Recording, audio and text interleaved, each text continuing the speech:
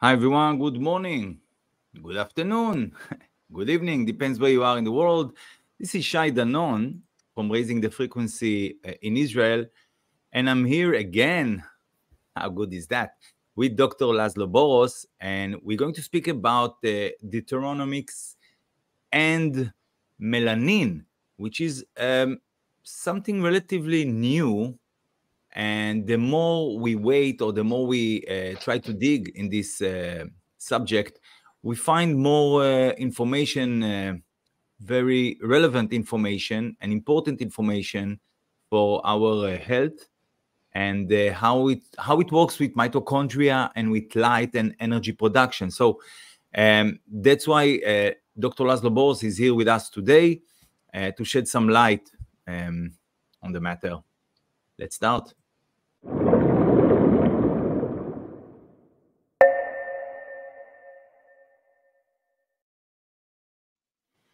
Hi, Laszlo. How are you doing? I'm good. How are you, my friend? Good. Here we are again. It's almost like a weekly broadcast, which is actually not a bad idea, to be honest. Well, we did one 2 weeks ago, I believe, or 3 weeks ago, and I got some very interesting inquiries from your audience. Yes. Especially from your friend who is an expert on this mushroom-related melanin source. And so we were exchanging ideas and answered questions on both sides and asked questions. Again, I'm very curious about this approach. And so I was hoping that we can actually kind of talk about my end of melanin and your end of melanin, how and what it does and what's the source and those kind of details. And I was wondering if we can discuss those in your podcast. Yeah, so you're referring to Uriel or Yuri or Jürgen. And actually, you know, maybe 8 months ago, a world expert on mushrooms came to Israel for a visit for a few days. And Yuri was with him. And I had an interview with him. And it was in Russian. And it was translated live. And I asked this guy, I forgot his name now, from Russia. He's like, you know, top 3 or top 5 mushroom experts in the world from Russia, from Moscow. And I asked him, okay, let's say I know nothing about mushrooms. What are the best, give me the 3 best or the best one mushroom I can take that can improve anything. He said, well, I cannot give you 1, I can give you 3. But the first one is chaga. Then he gave other names. But why I'm referring to chaga, because that was his first answer. But also out of chaga, which is not a normal mushroom, it's not in the soil, it's on trees. It's like growing on trees, and it sucks all the energy from the tree. So on one side, it's bad for the tree, but on the other hand, you get like a concentrated energy pack in a mushroom that grows on tree. And what Yuri is doing with his friend in Russia, because Yuri is here in Israel, unlike other, I should call them products that are being sold on Amazon and iHerb and all these lot, you know, all these money-making machines. This guy in Russia, he's taking only the actual concentrated content of the chaga. Most companies, they take the whole chunk and they grind it and sell, but he takes just the active part, which is the cover, it's the layout, it's the darker layout on the mushroom. And he only uses that. And out of that, he can produce concentrated melanin. And that in itself, I mean, anyway, chaga mushroom has a lot of benefits. But the active content, melanin, you can have it in like 60% activity or concentration and 90%. I'm drinking every morning a glass in my daily broadcast, almost daily. I drink a glass of 90% activated melanin from chaga mushroom. Now, like you, Laszlo, normally I prefer just the sun, the soil, to hug a tree and to be in nature. But really, when you look at the world that we live today in, full of, graphene oxide, mRNA bullshit, and all these big cartels and big pharmaceutical, I don't want to go into that path, but you know what I mean. Let's talk about melanin today. Yeah, but so much poison is out there. And actually the chaga and the melanin really helps us to reduce the stress, to cleanse our body from graphene oxide, and it's quite simple, and you can have it. Okay, it costs some money, but some people really need it. The thing is that most of them don't know that they need it. So what Yuri is doing is actually helping here in Israel to all those who took the injections and various other problems, health problems. He provides them with a really good chaga, a mushroom or melanin out of chaga that you cannot get anywhere in the world, not in shops, not in other, it just does not exist. Yeah, that's right. Now, and the people of Israel who see this and they grab the opportunity, they are lucky enough to enjoy this. But what I would like to discuss with you from your research and what you've learned is how melanin works in the body and how it may help to the mitochondria to produce energy. I mean, what melanin does in the body? I think let's start from that before we go into chaga and how we can take it. What melanin is doing in the body and how we can enjoy melanin naturally. And also naturally, I mean, going in the sun and, supporting the body in a natural way. But also if someone needs to take supplement, and I'm doing this because it's not really a supplement, it's actually from a tree. It's like taking something natural. It's like eating, a lettuce, basically. How we can use something like that, maybe supporting ourselves. So if you can just... so can I ask you just, and I wish Yuri was here, but maybe we can connect with him through the phone. So if I'm correct, this chaga mushroom grows on the side of the tree. Is that right?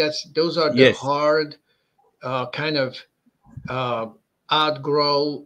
They grow out from the tree trunk. And can you show a picture of him? Or, yes. I'm just somehow.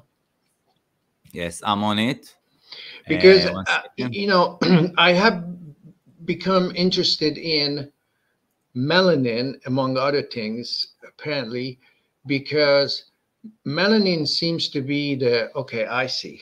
You see, so you see, this is like a chunk that you can cut it from the tree and grind all of it. But what they do is they take only the black stuff, which is the active content of the mushroom. I will look also for other pictures, okay, just so people can see, and so can you. Okay. Yeah. Okay. So there are two things that before we go into details of melanin, I like to maybe just ask you or talk about the possibilities that growing a mushroom or any kind of like prokaryotes or like nitrogen binding bacteria on tree roots and so on, and plants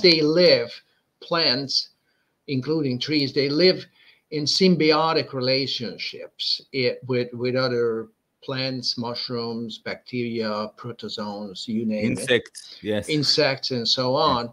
So mushrooms or the chaga mushroom may not be bad for the tree for that matter. So let's figure out why it is a good deal for the tree to have these mushrooms necessarily.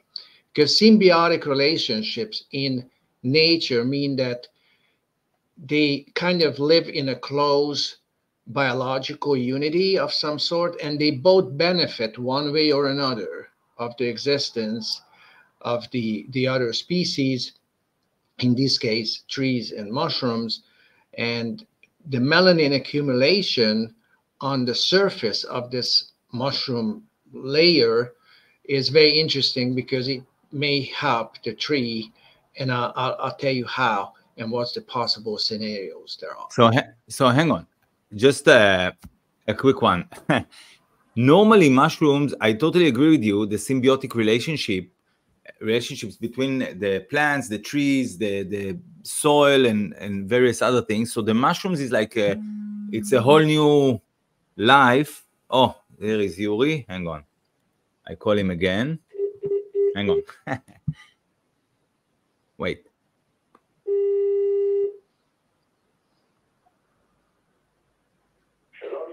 Yuri. I'm here with Laszlo Boros live, and we wanted to have you on board. Okay, so we switch to English now. You can say hi to Laszlo. Laszlo, you can hear him? Yeah, I can hear. Hi, Yuri. How are you? Good. I'll increase the volume also. Okay, so just to say, and Laszlo brought up a subject, and I just want to answer, and if you have something to correct me, Yuri, please do. So unlike all the mushroom, you have the animal kingdom, plants, and you have mushrooms, which are not animal and not plants, and they do support nature. They are the communication network of nature, the mushrooms. Mm-hmm. But chaga is not that mushroom. It's like something that grows on tree and it sucks the energy. So it's not so beneficial to the tree, if I understand correctly. And we take this chaga and we actually use what it accumulated from the tree. Okay. Mm-hmm. So I'm just showing another picture, Laszlo. I'm showing another picture here. You can see that the inside of the chaga, it looks like the bark of the tree. It looks like the inside of a tree. But the outside, the dark stuff, is what actually Yuri is using and also providing to people who need it. And just the skin where the most melanin accumulated. Yeah, just the skin where the most melanin is accumulated, what he said. Okay. I'll let you speak in a minute, Yuri. It's good that you're with us. So you see the content of the black, the cover, is very small in relation to the whole mushroom. And we use only this, but the other companies like iHerb and all these guys, they use everything and they sell it as chaga. But this is like 10% activity from what you actually need. So now, Yuri, can you shed some more light on what I just said and generally on... Yes, generally it's common that chaga itself is a part of the tree. The only quality which is has one of the things is that it accumulate all the juices of this tree. It becomes a cancer of the tree. A cancer, okay. Yeah, it's like a cancer of the tree, but it's don't have properties of most mushrooms, excluding that it's just sucking from the tree the juice. And all the ingredients, and this creature that could give 8 or 10 kilos. So usually after the dry, the skin is even a 5%, not 10, 5, 3%, which we had shown it previously. This is absolutely similar, like a skin of the people. We can provide a comparison absolutely similar to this. So body is covered under the skin, and because skin absorbs most of the rays from sun, and the melanin is blocking the sun rays in order not to distract the mushroom, that's why it is black. Black matter is actually the big wall, as you also have it from other research, which is protecting as well as a tree from this radiation. Okay. I tell you why this is very interesting. Can this kind of kill the tree, or can you tell the tree is lacking something? There is many other trees which have a similar formation, but chaga is growing only on the birch tree. big trees usually grow in 400 years, up to 400 years, and the chaga can survive in very harsh conditions. That's why Melanin is formed over there for about 30, 40 years. So it's like a laboratory which exists in the nature on some usually high top parts of the tree. And according to location of chaga, we can see how much tree is healthy, how long it can survive. Okay, so can you kind of give an idea if this is a symbiotic relationship, meaning that the tree may benefit one way from the chaga mushroom, because cancer may not necessarily the best way of describing the situation. It's more like a long-term symbiotic relationship of one particular species of the tree kingdom and this chaga mushroom, which seems like it's only grown in this kind of tree. It's not everywhere, or not the kind of common type of mushroom that lives on organic matter. Yes. It's a quite unique stuff, which also known to the humanity for use over 5,000 years. We have an evidence of a kind of finding some ice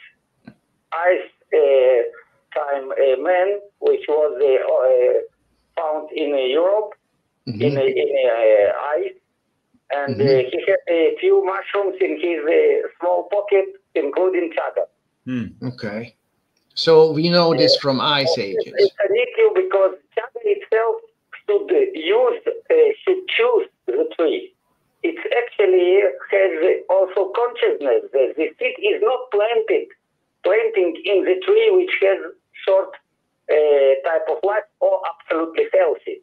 It's using the tree which has some kind of weakness, but it can survive for quite very long period of time in a very harsh condition, in a hard winds like 200 kilometers per hour, 250 kilometers per hour, very cold weather, minus 50, minus 60. And with all of this, the symbiosis is working. It's going on. It slows a little bit, and when a short summer is coming in Siberian regions or North Pole regions like Canada, like US, then it is, of course, accumulate most of energy from the sun, ultraviolet. And we see it in the skin in a black matter. Yuri, after the chaga grows, I mean, eventually the tree will die because of the chaga? Die because it's absolutely parallel with a human. Like we have carcinoma and we have melanoma, which melanoma is a slow cancer and the carcinoma is a quick cancer. And it's absolutely like a melanoma. Long time it can coexist with the tree, participate with it. As I said, data collected shows us up to 35, 40 years. Okay. So this mushroom can actually kill the tree after a longer period of time. What do you say? Sorry? The mushroom can kill the tree after these 40 years. Yes. It's actually weakening a tree structure. And, we have in a tree house of sevim. Fibers. Yeah, and the fibers. And these fibers becoming weaker, and so winds, which is blowing, they just crashing tree in this very weak place. Okay. Very interesting in a sense. Okay, go ahead. The chaga should be collected only from the live tree. Not from the dead ones. Okay. No, because then it started necrosis processes, and as all of the trees, as all of the plants, it's just disrupted by its nature.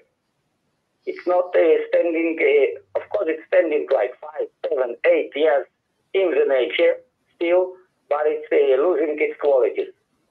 Very important how it's collected, and specialists know it, and the ones who care about quality, they usually taking it from upper part of the plant.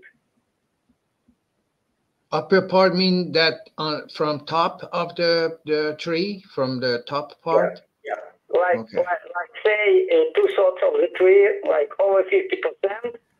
This is the quality of this plant matter of chaga, is the best quality which is collecting. So it's juicing all the tree matters, which starting from downside and upside, and the tree can be 30-40 meters height. Okay. After the tree dies with this chaga mushroom on it, would the mushroom die too? Would the mushroom mushroom, as I said, is living much longer because it's accumulated all of the juices, all of the ingredients which can supply the chaga with coexistence. But of course, with winds, with weather, it's also becoming distracted on the open air conditions, and as a result, we have the usual necrosis process. Like if the animal dies, it's like few months or months, and the chaga can take few years, but it's losing the quality because of oxidation. Okay. And your friend from Russia, who is the mushroom expert, was talking to you guys. That's what Shai was telling me, that he researches this chaga mushrooms. Dr. Vishnevsky, he spent actually his life on it. But besides of him, we're also in touch with a cathedra of a university in a Siberia institution, where they working over the chaga like medicine. Yeah, that's very interesting. Big pharma invested for the last years $800 million in the chaga itself. Just I think take it out from the market because it's producing quite big damage for the pharmaceutical industry. It's very interesting. Yeah, you understand what he just said, Laszlo? I mean, yeah, pharmaceutical. They want to make this as a pharmaceutical product. After all, because just using chaga can cause a lot of damage to the pharmaceuticals. It can replace many vitamins, like vitamin D, vitamin E, because supplements. To produce these vitamins itself in the body, if the person use it, and melanin using as a block to block the UV, and as a result, the body can use this UV and produce vitamins in the body. That very influent on the function of the melanin in the body, and it's depending on the wavelength. We have different compliance of the melanin. From that, it can be damaging and it can be beneficial. Okay, very interesting. And research day, just like we have one fragment, and it's going and crush all of the items in the body. As any nature, it has the positive things and the negative things, and we should to know both of the sides. And we have research on both of the sides and comparison, and to use it for safety and the use of the human being. And the doctor there, Vishnevsky, he just provided one of the examples, which was of course for the army use, for surveillance of the soldiers, like they was doing it with the group of the red, which they was putting in harsh conditions of desert, and no water, no food, and the group which was receiving the chaga survived 2 days instead of 1 day, which was dying the first group without it. Okay. Yeah, that's very interesting from my point of view, because, you know, I'm a biochemist and I do research on challenging sports physiology. This is what we covered last time, how someone can make it up to the top of the Mount Everest in a certain diet or dietary arrangement, where this mushroom or the melanin part of this whole story is cited a few times in my paper, because that's, and I'm going to tell you my end of the story as far as melanin is concerned, because I think this is a very interesting connection here, both physiology, pharmacology, and also medicine for that matter. And there are some good biochemical reasoning behind this. It is. Okay. Can I talk, Shai? Yes. Can he do what? Sorry. Recently, I sent to you, Shai, the bunch of reports about melanin, which was hidden in the years of COVID, of corona so-called disease. Because as you remember, when we wanted to build the page, it was not really much material available on melanin. Yes. But suddenly when I made the search, it went out that the most work was done exactly in this year, 2020, 2021, 2022, about excellent benefits of melanin in a surgery, in a carcinoma, in most cancer features, most cancer diseases, and other immune system diseases. And I was really careful, thinking how suddenly all of this material is going so much free and wide. And when I made a few researches, I said that the big pharma is actually using nanotechnology, and they're using the melanin in order to brainwash people that they can get the melanin by nanotechnology, delivering it in the cells, while melanin itself don't need this nanotechnology, because it is nanotechnology of the nature, and it's a structure, it's a cell so small that they can really intrude the cell and to make a repair DNA. We have some of the researches with just chaga, not just melanin powder derived from it. That cells was placed in nitric acid. I think it's the most strong acid from all of the acids, which can even beat the gold. And 30 to 40% of cells survived in the group of chaga, while in the group without chaga, it all was dead. Recently, I did show to you, Shai.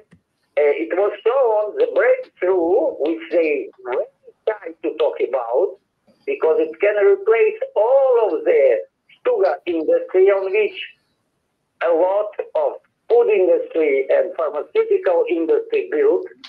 It's showing that the mitochondria can use just melanin and no need sugar as a source of energy. Which is really interesting. I mean... Yeah, and I tell you why this is a very interesting finding, because this all comes kind of in line with our understanding of melanin in our human body and how it serves mitochondrial functions. It's really interesting for that matter. Yeah. That was even a research which I think I sent to the Shai to share with you. Is about the cosmic methods, the very, very many cosmic methods, like different stones traveling or dust traveling in the space. It's all contained the melanin in a nanoparticle, which they suggest, of course, that this is kind of a part of a life or evolution which can travel from the planet to the planet. Of course, we have different opinion about this, Shai. Yeah. But it's very important that they show on it on this microscope method and in an intercellular method. Yuri, Do you have a way to go on computer, or you cannot do it now? I will try to do it. Okay, I'll stay here. Actually, I'm trying to be as much as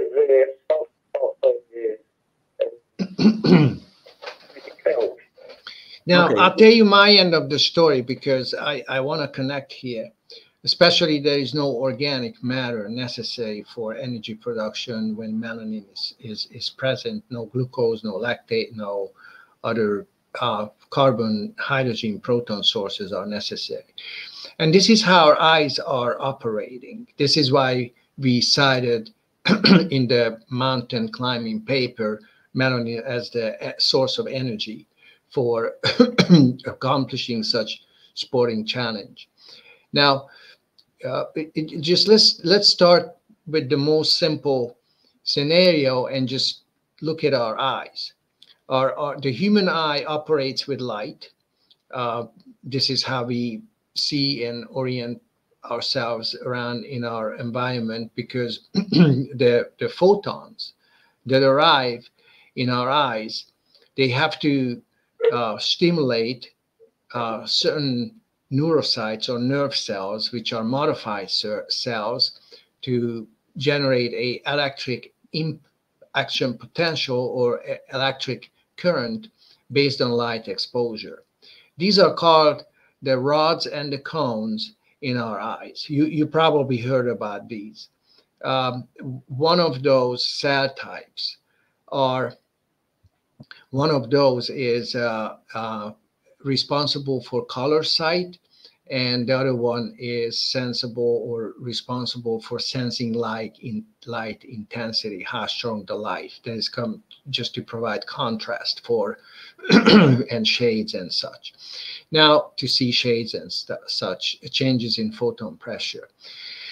Now, you believe it or not, these cells have no direct blood supply, and this is the most kind of surprising scenario in this whole story. And besides that, having very limited blood supply, there are 5 cell layers that actually block these cells to get directly anything from blood. They also have a very unique feature, and that is that they are the highest energy or ATP producing cells in our body. Wow. Which you would not expect from cells that have no direct blood supply. Yes. So what's as simple as that. So what's the explanation to that? Huh? What's the explanation to that? Melanin. Wow. And I'll tell you how it works. This is why I was so interested in talking to you guys after our latest podcast, because here's what happens. Mitochondria, in their inner membrane, they run these nanomotors called ATP synthase. We talked about this and we covered these. Esther has a very nice video kind of image of how they rotate based on proton movements, mean that hydrogens or protons with one positive charge, they attach to this rotor and they spin them around, and ADP is squeezed with a phosphate, so ATP is produced. And these cells are very alert, or these cells are very active simply because they have to respond to light. And if you look at light's resonance and look the nanometers of this electromagnetic range, it's a very rapid, very intense image or signal processing unit. And this requires the most ATP to regenerate these action potentials based on photon exposure. So simply, rods and cones have to use a better and more efficient energy producing system or ATP generating mitochondria than most of the rest of cells in our body, simply because they respond to light. And because of the light intensities and color vision requires a lot of regenerating of these action potentials, which you need ATP-dependent pumps. Now, if this would depend on blood supply and blood glucose and lactate and so on, molecules to carry protons to supply these nanomotors in the form of food. And it's very interesting because our body operates based on food. We don't use photosynthesis, so we cannot generate organic molecules, but we can generate energy from organic molecules using the same proton. And those protons are carried on carbons that can be glucose, that can be lactate, it can be fatty acids. It doesn't matter at this point, but these pumps operate with protons. Now, if you have to have a carrier of protons, then the supply of protons becomes dependent on the carrier supply, meaning that how much glucose, how much lactate, and so on you can supply for mitochondria. Now, melanin and the retina, which is our kind of light-sensing cell layer, what they figure that is that if they stop light, photons, with the help of a layer called pigmentosa or melanin layer in the bottom of our eyes. I'm not sure if you knew this, but actually the last layer of cells in our eyes is loaded with melanin, meaning that it's actually the densest source of melanin in our body. It's not our hair, it's not our skin, it's not, it has nothing to do with that. It's actually in the eyes, it's a whole, just, it looks like that mushroom. It's dark black, deep, absorbing all the light that comes in. It's like this mushroom on the tree. Yeah, it's that dark. It's chark dark. It's the darkest dark as you can see as far as or sense as far as melanin accumulation.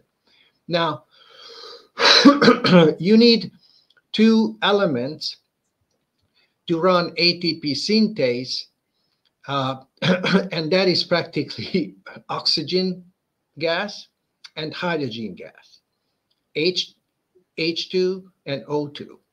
Now, hydrogen gas is not available in blood supply, and hydrogen gas and oxygen gas is only available for cells if they are carried by blood. So how would rods and cones get oxygen and hydrogen to actually produce metabolic water from hydrogen and oxygen when there is no blood supply, simply because of the help of melanin? Because what melanin can do is it can take two molecules of water, H2O, break it into hydrogen and oxygen, and two molecules of hydrogen gas, 2H2 will be produced, and an oxygen gas molecule, O2, will be produced from water. Not from organic molecules, but from water. And only melanin can do this. Wow. So melanin can supply our rods and cones with oxygen gas and hydrogen gas that can actually, when they reunite after hydrogen kind of rotated these nanomotors, they produce metabolic water again. So melanin can break water, and mitochondria can produce water from the gas. And because these gases penetrate freely through cell membranes, because they are so small in their molecular weight, especially H2 or hydrogen gas, they don't need blood supply. And mitochondria don't need blood supply to actually gain energy from water source, hydrogen and oxygen. For them, it doesn't matter if oxygen or for cells, it doesn't matter how oxygen and protons got into the mitochondria. They just need these two gases to rotate those ATP synthase nanomotors and produce energy. For them, it doesn't matter. If it comes in organic molecules through the circulation, other body cells can use the same mechanism, but they don't have to break water. Now, in the eyes, you have to break water, and for that, you have to use melanin, because melanin is, I'm not going to go into details how melanin breaks water and how melanin harvests protons or hydrogen for that matter. And producing oxygen gas is more like a side effect of, or this, it happens on the side. Is Yuri saying something, or am I hearing something? No, it just echo. It just echo from his phone. Okay. Okay. Yuri, are you on the computer yet?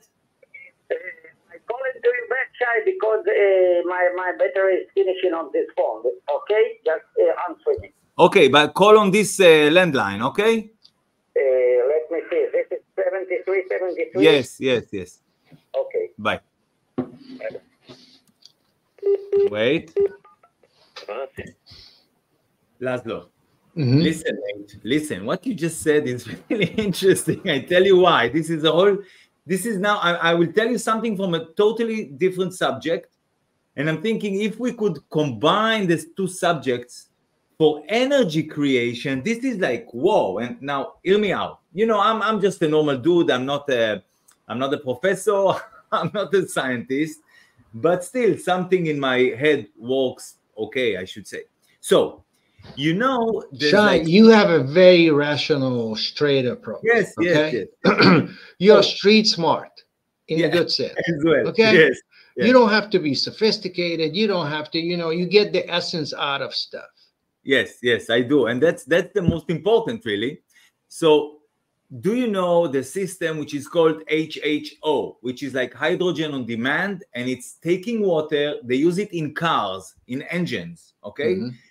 You take water with electric current. רגע, יורי, יש אקו אצלך. יש אצלך אקו. Call again if, okay. So, they use this in engines. Yuri, call again. They take water with electric current. They break the water into hydrogen and the hydrolyte. Yeah. They use the gas.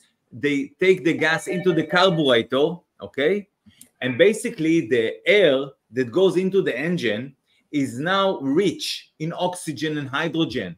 So you can tell the sensor of the engine to use less petrol, less gas, less petrol, because now it has the air rich in oxygen and hydrogen, okay, out of the water.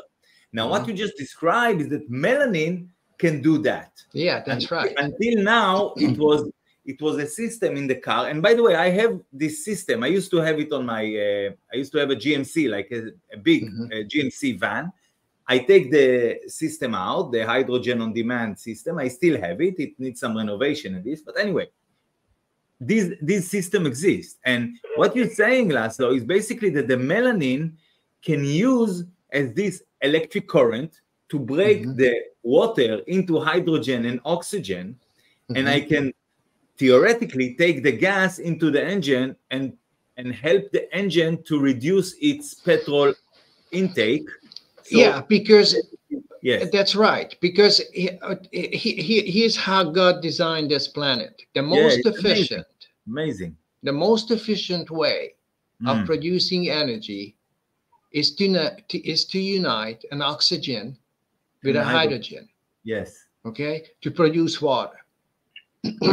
Now, this is what we call the exploding gas. It's not like a little amount of energy. You remember maybe in high school when the physics teacher brought in a car battery, put some salt in the water, put the positive and negative charge in the same water tank, and these gases started bubbling.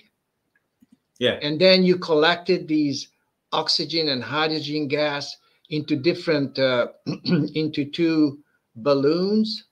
Yes. Okay. So as soon as the hydrogen balloon grew this big, and it would fit in my hands. Okay.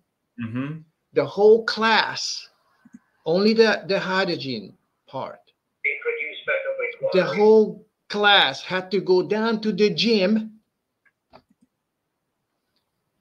kind of sit and wait on the side while the teacher with this balloon was standing in the middle of the gym, this much, with a candle on a stick, okay? He didn't get close to it, on a stick with a candle, because oxygen is in the air, 21% partial pressure. So we only needed the hydrogen for this experiment, okay? And you know what it did? As soon as he hit this little balloon filled with hydrogen with this little candlelight, so oxygen was charged already to be ready to unite with this whole thing exploded. Okay, that was such a huge explosion, simply just using hydrogen gas uniting with oxygen. Your mitochondria is using the same energy, which is 280 kilojoule per mole. That means from 1 mole of these elements, you can actually generate 280 kilojoules. That means this energy, if it's harvested for biological purposes, just like the chaga mushroom, just like your retina, just like what you describe in your car, it doesn't matter. You need only oxygen and hydrogen. As long as you have hydrogen, you only need organic molecules to actually contain hydrogen in a pasted out scale, meaning that it's not going to explode. Because it has to be a controlled process. It produces so much energy that it has to be controlled, contained. And organic molecules or carbons carrying hydrogen can't just do that.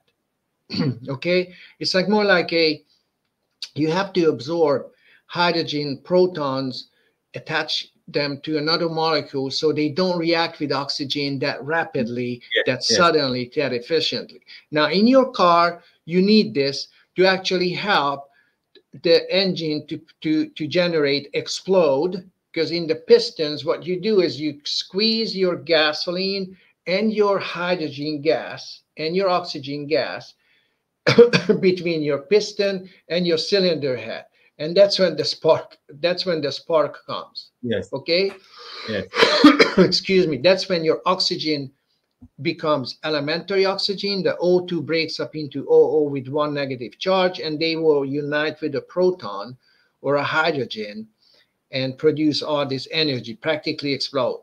And that helps your car engine, that helps your retina, and that helps your mitochondria in HIV or COVID or whatever there is. When there is compromised circulation, when there is compromised oxygen and organic matter delivery in the form of glucose, lactate, and so on, that's why you don't need glucose and lactate when you have melanin and water, for that matter.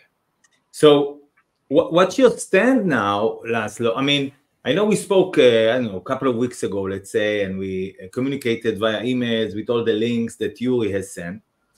And I said this at the beginning of this broadcast, that like you, I prefer just natural, sun, earth, praying to God, be inside a very nourishing environment, let's say. But there's some benefits, and I'm asking you, do you see the benefits of the intake of melanin, concentrated melanin coming out of chaga that may help health issues, but also replace a natural replacement of many supplements or other products out there that work maybe 10% then or 15% than this melanin coming out of if melanin can help you from anything from your microbiome, if it can produce hydrogen gas from water, liquid, whatever, with the help of light, which biophotons, for example, then of course there is a benefit. Why? Because hydrogen gas produced by this melanin source in your gut can penetrate your body simply because they don't need circulation. They can just penetrate through layers, lipid layers of cell membranes. The Bible refers to these as kind of a firmament between water. The Bible is very interesting because it actually talks about these scenarios. When you talk about dividing a water surface or a water body with a firmament, then you separate water from water, so you can build these electron and ion gradients, and you can actually start producing biological energy one way or another. That's amazing. It's all about energy. Now, in Germany, they did a study. They actually they had the patients to look into 670 nanometer non-destructive laser light for 3 minutes. Okay? They did this experiment in the morning. Actually, their color vision improved by 17% for 2 weeks. Wow.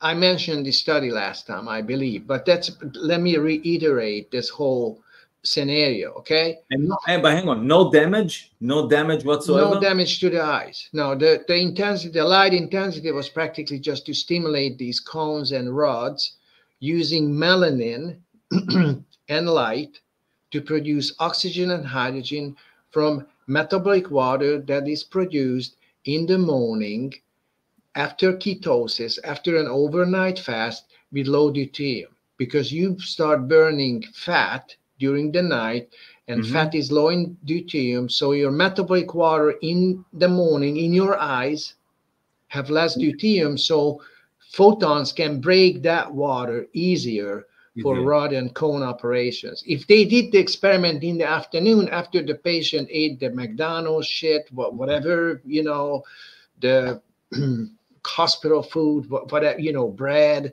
fake stuff, you know, this, you know, supplement, you know, this experiment didn't work. Meaning that if you load your water with deuterium from food, then this experiment has less of efficacy. So you need, and this is how we tell that this is by breaking water by melanin in your eyes, and that helps, that improves your color vision for longer time. For 2 weeks, and melanin is a huge part of this whole scenario. Amazing. Yuri, you want to say something, mate?